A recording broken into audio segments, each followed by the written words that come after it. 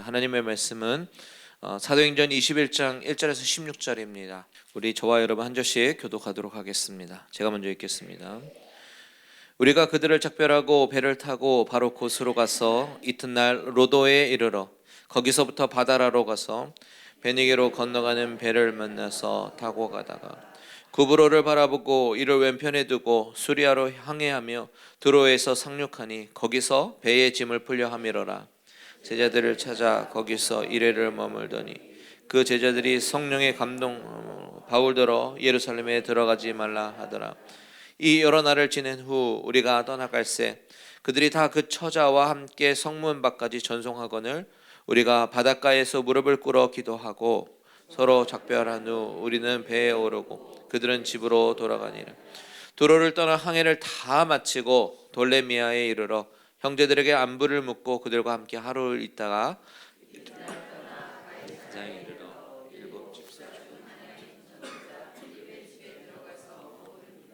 그에게 딸 넷이 있으니 처녀로 예언하는 자라. 여러 날 머물러 있더니 아가보라 하는 한 선지자가 유대로부터 내려 우리에게 와서 바울의 띠를 가져다가 자기 수족을 잡아매고 말하기를 성령이 말씀하시되 예루살렘에서 유대인들이 이같이 이 띠 임자를 결박하여 이방인의 손에 넘겨주리라 하거늘 우리가 그 말을 듣고 그곳 사람들과 더불어 바울에게 예루살렘으로 올라가지 말라 하거니와 바울이 대답하되 여러분이 어찌하여 울어 내 마음을 상하게 하느냐.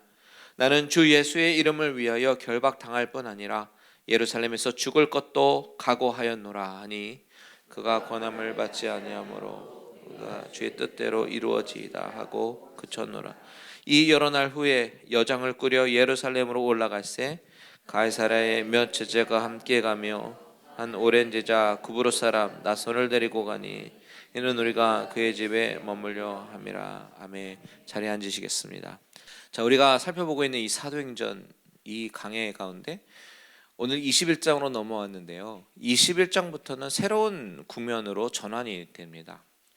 그동안 바울이 선교했던 패턴을 바라보면 한 지역에 방문해서 그리고 전도를 하고 그리고 또 교회가 세워지고 좀 핍박이 있으면 다음 지역으로 이동해서 또 전도하고 교회가 세워지고 그런 패턴으로 계속해서 이야기가 진행이 됐어요.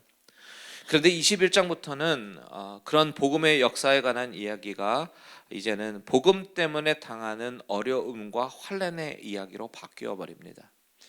바울은 지금 예루살렘으로 가고 있죠.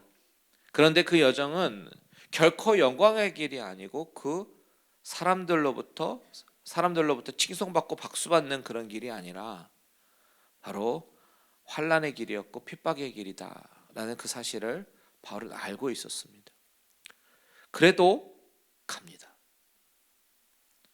여러분, 만약에 내 자신이 바울의 상황이라면 바울이 지금 현재 있는 그 상황 가운데 저를 대입해 보십시오. 그러면 나 같으면 어떻게 행동할까? 한번 생각해 보셨습니까? 환난과 핍박이 알고 있는데 있음을 알고 죽을지도 모르는 그 상황 가운데 내 자신을 밀어 넣으시겠습니까? 참 쉽지 않은 이야기입니다. 절대로 쉽지 않은 이야기입니다. 그런데 바울은 꼭 그래야만 하는 이유가 있었습니다. 그 이유가 무엇이냐면 어떤 다른 부수적인 일 때문이 아니라 바로 생명 때문입니다.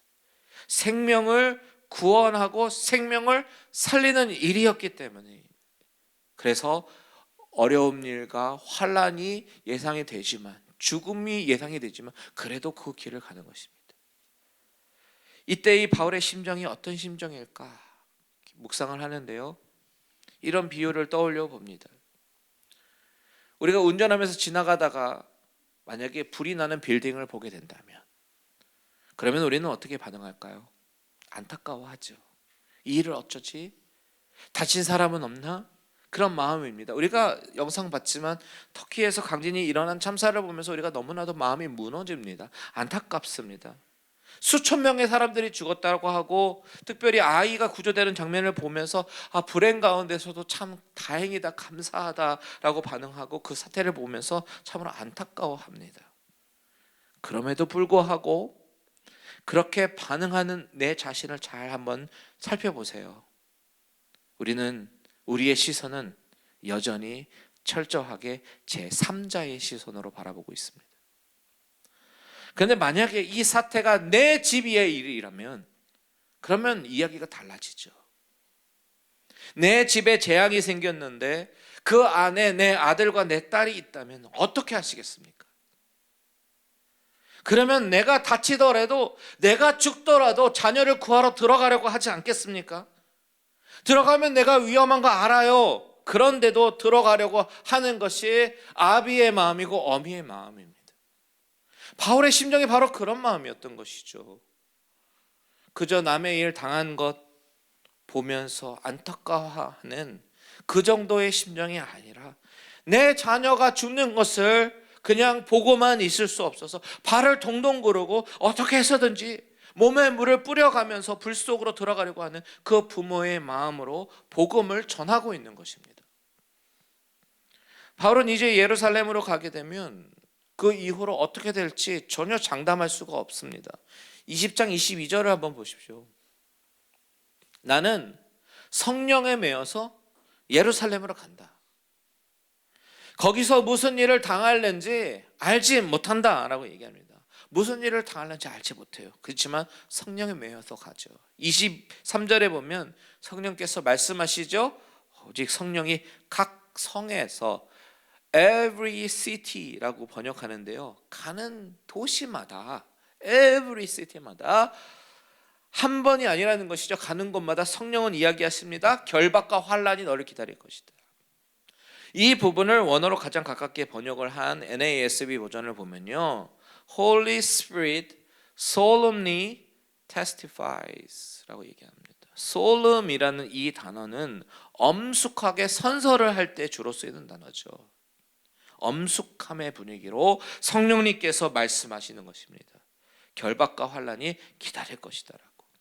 이 결박과 환란은 그냥 손발 묶이고 못 움직이는 그런 정도가 아니라 어떤 그보다 더 끔찍한 일이 있을지도 모르는 그런 상황이죠. 그런데 바울은 그것을 압니다. 목숨 장담할 수 없는 거 압니다. 어떻게 알아요? 베드로 사도가 순교를 당한 소식을 들었고 많은 크리스찬들이 순교를 당했다는 소식을 들었기 때문이겠죠. 그렇기 때문에 결박과 환란이라고 하는 것은 말할 수 없는 어떤 고문을 당할 수도 있고 또 죽을 수도 있는 그런 상황임을 바울은 너무나도 잘 압니다. 바울은 우리가 너무나도 잘 알듯이 너무 아주 똑똑한 사람이고요, 그리고 상황 파악이 너무 잘 되는 사람이에요. 그런데 그럼에도 불구하고 내가 달려갈 길, 그리고 주 예수께 받은 사명 맞춰야 된다. 그러기 위해서는 내 생명 조금 더 귀한 것으로 여기지 아니한다라고 말을 합니다. 도대체 그 사명이 뭐길래, 그 사명이 뭐길래 바울은 자기의 생명까지도 드리려고 하는 것일까? 여러분, 이 말은요 아무나 할 수 있는 말이 아닙니다. 정말 주님을 사랑하는 마음, 그리고 복음을 모르고 죽어가는 그 영혼을 바라보는 그 시선이, 바울의 심정이 정말 구조를 기다리는 내 자녀를 바라보는 그 아비의 심정으로 바라보고 있다라는 그 이야기죠. 그래서 달려가겠다라고 얘기합니다. 그런데 문제가 있어요. 문제가 뭐냐면 내가 결박당하고 환난을 당하면 몸이 묶여버리니까, 그리고 내 목숨이 장담될 수 없는 상황에 놓이다 보니까, 그렇다면 내가 사랑하는 성도들, 내 제자들 만나볼 수 없습니다. 그들을 만나보지 못하고 그들을 더 이상 가르치지 못하고 그들을 더 이상 양육하지 못합니다. 그래서 밀레도에서 만난 에베소 장로님들과 얘기하면서 부탁하고 있지 않습니까? 28절에 여러분은 양떼를 위해야 하는 사람들입니다. 성령님이 여러분을 교회의 감독자로 세우셨습니다. 그런데 그 교회는 바로 하나님께서 자기 피로 사신 교회라는 것을 꼭 기억해 주십시오. 그리고 그 교회를 보살피게 하셨으니 사나운 이리가 거들떠보지도 못하도록 은혜의 말씀 가운데 든든히 세워주세요 라고 부탁을 하는 것이죠. 이 마지막 부탁을 뒤로 하고 그 장로님들과 바울은 눈물의 작별 인사를 합니다. 무릎을 꿇고 기도합니다. 그 자리에 있는 모든 사람들은 크게 울었다. 크게 울었다. 목 놓아 울은 것이죠. 그리고 바울의 목을 안고 울다가 입을 맞추고 작별 인사를 하고 다시는 못 볼 것을 알고 헤어집니다. 이렇게 에베소 장로님들과 밀레도에서의 작별 인사를 하고 이제 오늘 본문에 보면 배를 타고 예루살렘으로 향하고 있다라고 얘기하죠. 1절, 2절, 3절 같이 읽습니다. 시작. 우리가 그들을 작별하고 배를 타고 바로 고수로 가서 이튿날 로도에 이르러 거기서부터 바다라로 가서 베니게로 건너가는 배를 만나서 타고 가다가 구브로를 바라보고 이를 왼편에 두고 수리아로 항해하여 두로에서 상륙하니 거기서 배의 짐을 풀려 함이러라. 자, 지도 보시면요, 바울의 이 일정을 아주 자세하게 기록되어 있지요. 기록하고 있지요. 1절에 우리가 누굽니까? 선교 팀원들, 의사 누가를 비롯한 선교 팀원들, 우리가 그들을 작별했다라고 얘기하는 것은 이 누가가요, 아주 자세하게 기록할 수 있었던 것은 그 선교팀원 안에서 이 모든 것을 경험하고 두 눈으로 바라봤기 때문이다라는 것을 강조하고 있는 거예요. 아주 자세하게 기록하죠. 고소로 갔다가 로도로 갔다가 바다라로 갔다가 구브로 섬이 왼쪽에 있는 것을 보면서 갔다. 아주 자세하게 기록할 수 있었던 것은 그가 그 현장에 있었기 때문입니다. 우리는 뭐 바울이 일행들과 함께 두로로 갔다 정도만 알아도 되는데 아주 누가가 자세하게 내가 경험한 사실이다, 그것을 강조하는 것입니다. 그 팩트 가운데 어떤 일들이 있었는가? 4절을 읽겠습니다. 시작. 제자들을 찾아 거기서 이레를 머물더니 그 제자들이 성령의 감동으로 바울더러 예루살렘에 들어가지 말라 하더라. 자, 바울은요 두로에 도착하자마자 뭘 했냐면 제자들을 찾았습니다. 여기서 찾았다라는 이 단어를 원어로 보니까 수색하면서 발견하다라는 뜻이에요. 그냥 눈을 두리번거리면서 찾는 것이 아니라 아주 샅샅이 뒤졌다라는 이야기예요. 두로에 흩어져서 숨어서 신앙생활하는 제자들이 있었습니다. 크리스천들이 있었습니다. 당시에는 시대적 배경으로 봤을 때, 사회적 배경으로 봤을 때 드러내놓고 신앙생활을 할 수 있었던 상황이 아니었어요. 그러니 다들 숨어 있었겠죠. 북한의 지하교회처럼 모슬렘권에 숨어서 신앙생활하는 크리스천들처럼 드러내놓고 신앙생활을 하게 되면 신변에 위협이 있을 수가 있으니까 숨어서 예배하고 숨어서 기도하고 숨어서 모였습니다. 그런 제자들을 찾아 헤맸습니다. 그리고 찾아서 그들과 일주일을 보내는 거예요. 이전에 바울은 오순절 전에 예루살렘에 도착할 것이다 라고 서둘렀던 모습과 비교해 보면요, 오늘 바울은 이곳에서 두로에서 제자들과 상당한 시간을 보내는 것입니다. 마음을 쏟은 것이죠. 그곳에서도 한 가정교회에 들어가서 마지막으로 말씀을 전하면서 성도들을 아마 굳건히 하려고 했을 것이에요. 환난 가운데서도 흔들리지 말아라, 이렇게 이야기했을 것입니다. 고린도전서 15장 58절에 이렇게 이야기하잖아요. 내 사랑하는 형제들아, 견실하며 흔들리지 말고 항상 주의 일에 더욱 힘쓰는 자들이 되라. 이렇게 격려하는 것이 바울의 스타일입니다. 그런데 오늘 본문을 잘 보면 이런 이야기가 있어요. 그 제자들이 4절에 보니까 그 제자들이 성령의 감동으로 바울더러 예루살렘에 들어가지 말라 하더라.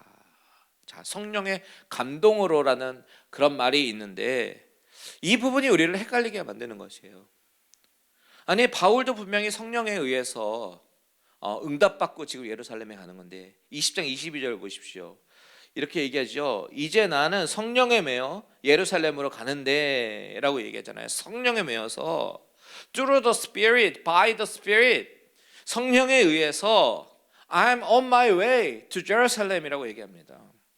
바울의 의지가 있지만 그 바울의 의지가 아니라 성령님께서 강권적으로 인도하시고 계시다라는 사실이죠. 그런데 오늘 본문 4절에서 제자들이 성령의 감동으로 바울에게 예루살렘에 들어가지 말라라고 이야기한단 말이에요.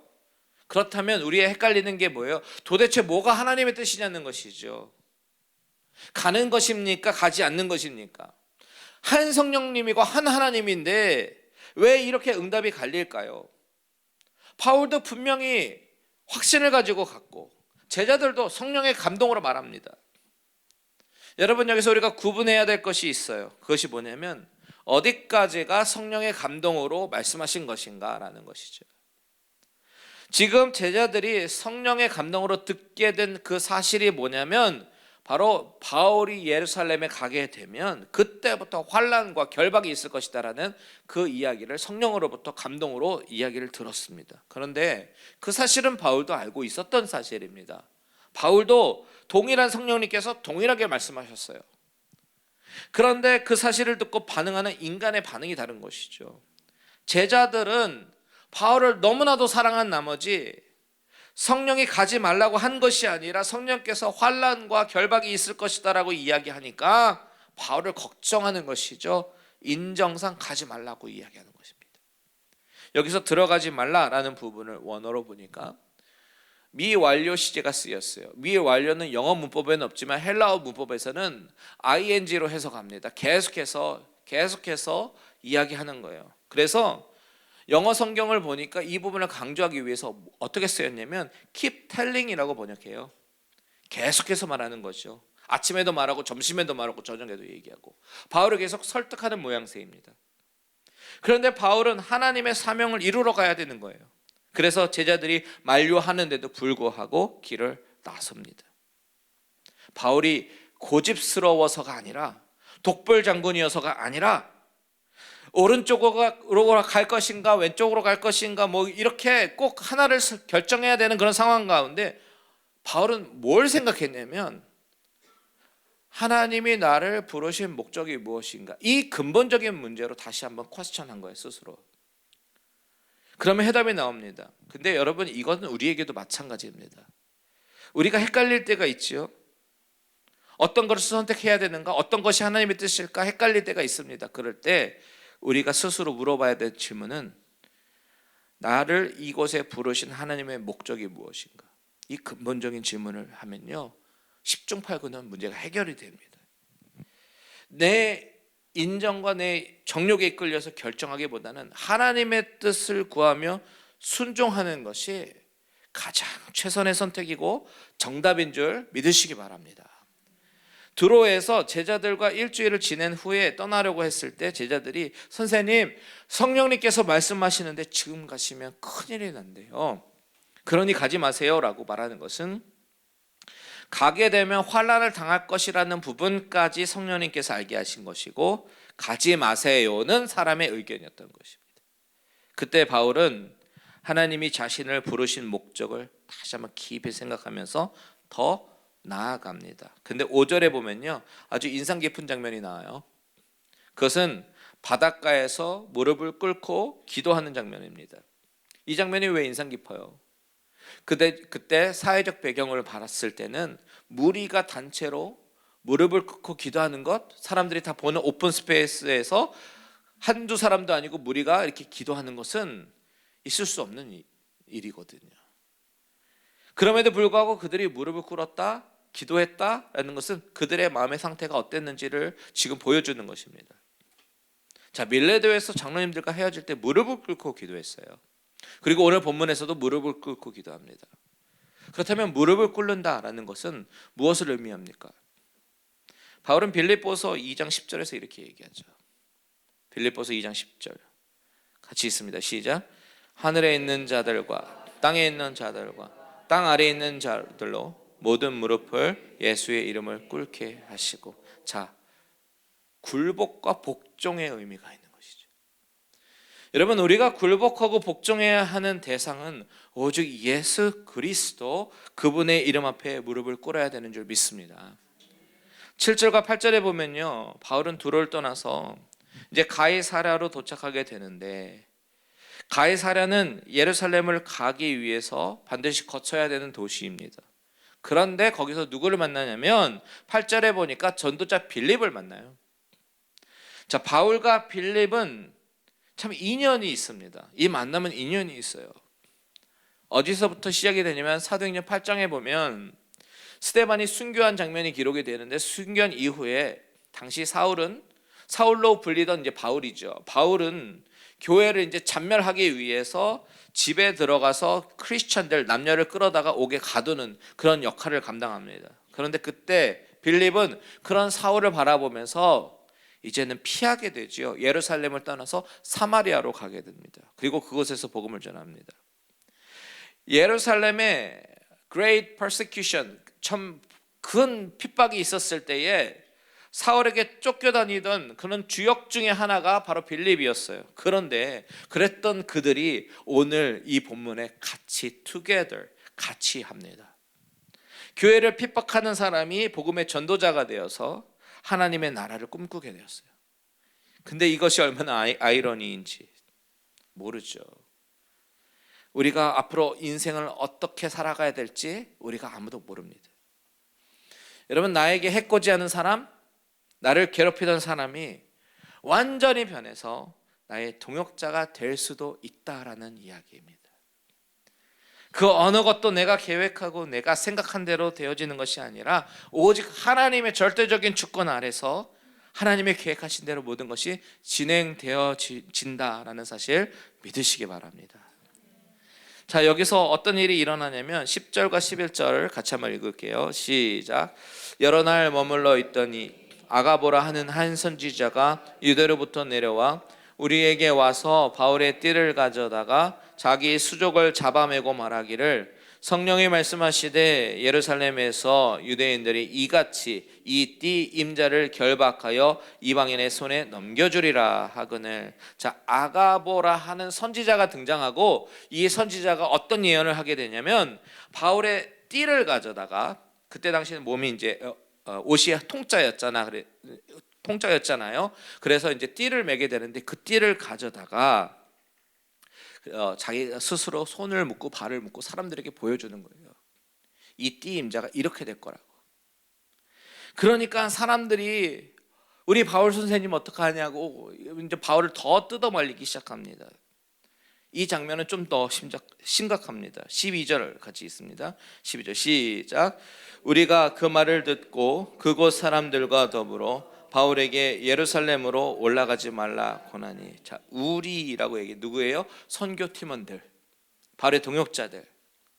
누가도 있고 디모데도 있고 실라도 있습니다. 그곳 사람들과 더불어, 그곳 사람들 누굽니까? 빌립도 있습니다. 빌립의 네 딸도 있습니다. 아가보도 있습니다. 최소한이 그 정도예요. 그러니까 그 사람들이 모두 이제 바울을 붙어서 말리기 시작하는 거예요. 가면 안 된다고. 이 글을 쓰고 있는 누가도 만류합니다. 가면 안 된다고 눈물을 흘려가면서 얘기했대요. 어떻게 알아요? 그 다음 절에 있지요. 여러분, 바울 개인의 입장에서 보면요, 자신의 안전을 염려하면서 가지 말라고 붙잡아주는 그 일행들, 빌립의 네 딸들, 아가보 선지자, 그리고 우리 선교팀원들, 동역자들, 얼마나 고마운 사람들이겠습니까? 드로에서 제자들도 성령께서 말씀하셨다고 말리고, 가이사랴에 있는 빌립의 딸들도, 사람들도 다 그렇게 말하니까 얼마나 고맙겠어요. 근데 바울의 반응을 한번 볼까요? 어떻게 반응합니까? 13절 시작. 바울이 대답하되 여러분이 어찌하여 울어 내 마음을 상하게 하느냐? 나는 주 예수의 이름을 위하여 결박당할 뿐 아니라 예루살렘에서 죽을 것도 각오하였노라 하니라. 어찌하여 울어서 내 마음을 상하게 하느냐? 이 말은요, 여러분의 이런 반응이 나를 더 힘들게 합니다. 나를 맥빠지게 합니다. 그런 뜻입니다. 내 마음을 상하게 하지 말고 나는 그래도 예수의 이름을 위해서 결박도 당하고 또 뭘 각오했습니까? 죽을 것도 각오하였노라, 이렇게 얘기합니다. 바울이 이렇게 반응하는 이유는 고집불통이고 외골수여서가 아닙니다. 에베소에서 데메드리오 사건 기억나시죠? 사람들이 막 광장으로 몰려갈 때 바울도 들어가려고 하니까 거기 가지 말라고 말리잖아요, 동료들이. 그럴 때 바울은 그 이야기를 들었습니다. 근데 지금은 사람들이 정말 떼거지로 말리고 있는데도 안 듣습니다.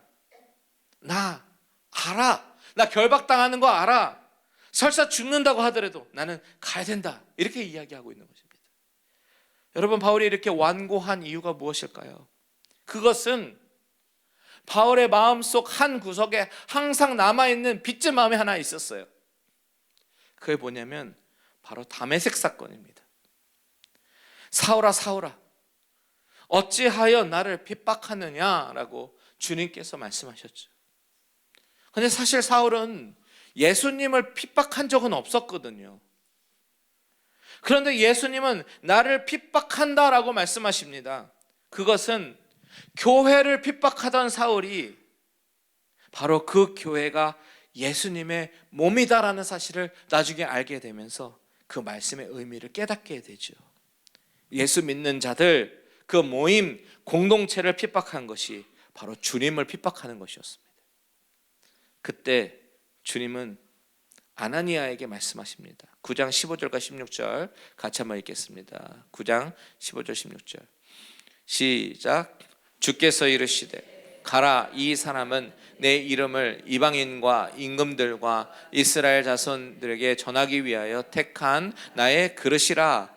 그가 내 이름을 위하여 얼마나 고난을 받아야 할 것을 내가 그에게 보이리라 하시니. 자, 이 사람은 이방인을 위해서 택한 나의 그릇인데 그는 내 이름을 위해서 고난을 받을 것이다 라고 그때부터 말씀하셨습니다. 이때부터 바울의 고난은 예견이 되었었던 것이죠. 이방인을 구원하시기 위해서 바울은 고난 속에서도 복음을 증거하는 그런 사명을 받게 되었던 것입니다. 하나님은요, 바울을 부르실 때 너 나를 따르면 이제부터 대박나는 인생 살게 될 거야, 앞으로 출세하는 길을 살게 될 거야, 이렇게 말씀하시면서 부르시지 않았습니다. 오히려 내가 너를 부르는 이 순간부터 너는 내 이름 때문에 고난을 받을 것이다, 이렇게 말씀하시는 고난으로의 초대였습니다. 그때 바울은 주님, 그럼 나 안 갈래요, 나 안 갑니다, 이렇게 반응한 것이 아니라 주님, 그것이 나의 길이면 제가 가겠습니다, 이렇게 순종합니다. 그것이 오늘 본문에서 사람들이 그렇게 말리지만 나는 각오하고 있다, 결박뿐만 아니라 죽음까지도 각오하고 있다, 이렇게 말하는 것입니다. 결국 그 결의를 본 사람들의 반응은 14절에 그가 고난을 받지 아니하므로 우리가 주의 뜻대로 이루어지이다 하고 그쳤다라고 얘기합니다. 여러분, 우리는 배고프면 밥을 먹습니다. 피곤하면 잠을 잡니다. 그리고 목이 마르면 물을 마셔요. 이 본능대로 사는 것은 내가 나의 몸을 아끼고 나를 사랑하는 그런 방법입니다. 그런데 우리 주님은요, 너희들 주님의 자녀로서 그 본능대로 살아라, 너의 몸을 아끼고 너 자신을 사랑하라고 그렇게 살 것을 요구하지 않습니다. 오히려 내 이웃을 사랑하라 라고 말씀하십니다. 너의 몸을 아끼고 사랑하듯이 내 이웃을 사랑하라 라고 말씀하셔요. 우리가 이웃을 진짜 사랑하는 방법은 바로 생명을 구하는 것입니다. 바울이 그 길이 위험한 줄 알고 목숨을 장담 못하는 길인 줄 알고도 가는 것처럼 내가 내 자녀를 사랑한다면 그것이 불구덩이라고 할지라도 뛰어가는 것처럼 내 이웃을 이같이 사랑하라 라고 주님은 말씀하십니다. 다시 말하면 이기적이 되지 말고 이타적이 될 것을 주님은 요구하셔요.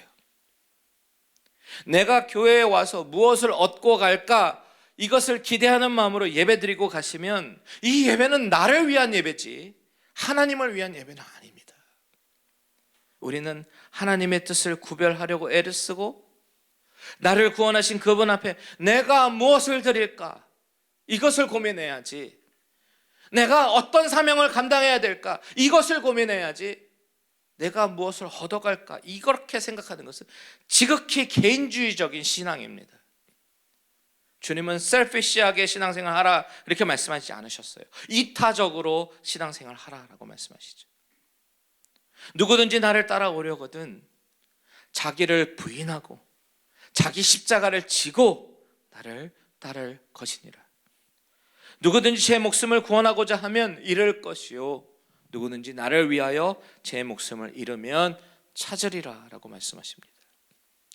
여러분, 정말 하나님의 뜻을 잘 분별하기를 원하고 진실된 하나님의 자녀의 모습으로 살아가기를 원하신다면 내가 주를 위해서 무엇을 드릴까, 내가 주님을 위해서 어떻게 살아야 할까를 진심으로 고민하시기를 바랍니다.